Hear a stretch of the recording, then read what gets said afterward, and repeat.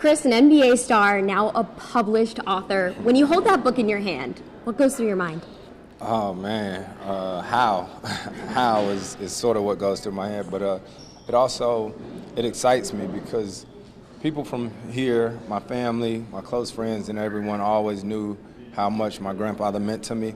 But when I look at that book, there's a different type of joy that comes because I've been able to share his story with so many more people. What was the process like writing this? I mean, did you always want to be a writer when you got West Forsyth or Wake Forest? No. If you talk to any of my teachers, it's definitely not my strong suit. But what I learned throughout this process is when you're writing a book, especially something this personal, is that you got to make it sound like you. It's got to be real, and it was an entire process. And when you read this book, you get a chance to feel some of my emotions, the things that I went through, the things that I processed at the age of 17, but things that I've been processing ever since. An emotional time for you when your grandfather passed away at 61, and then you scored 61 points in that high school game. What did that mean to you? It meant everything. It meant everything, especially to have my family in attendance. Definitely still something I think about occasionally. It's always so crazy for me to hear people when I come home say that they were at that game, because it was special. I still had a basketball at my parents' house from that game in a case, and that day and that feeling is something that'll never go away. It's almost like you scripted it. Yeah, almost, right? But it's my Aunt Rhonda actually mentioned it before I left to go to the game, but I didn't know that would actually take place.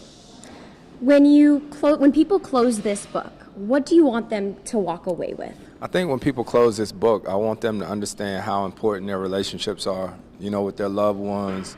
Mine was with my grandfather. For someone else, it may be your mom, your dad, your aunt, your uncle. But also understand when you lose people, there's no timeline for when you deal with it or how you cope with it. Everyone is different, and just understand that even though you lose them in the flesh, their memories and the love that they gave you always remains. Man, my grandfather meant so much to me, so I completely get it. If I had to read one page of this book, what page would you recommend? What page? I would probably say what chapter. It would be probably chapter 19, because that's when I really talk about the funeral, the feelings, and everything that went through that process. So probably that chapter. All right, let's talk about basketball for a second.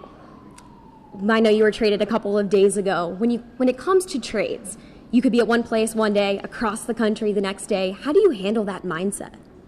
Fortunately, I've been in this thing for 18 years, so things could be a lot worse. I get a chance to play basketball every day and say that's my way of life. So you figure it out, you talk it over with your family, and get ready. Does it ever get in your head where you're going to be next?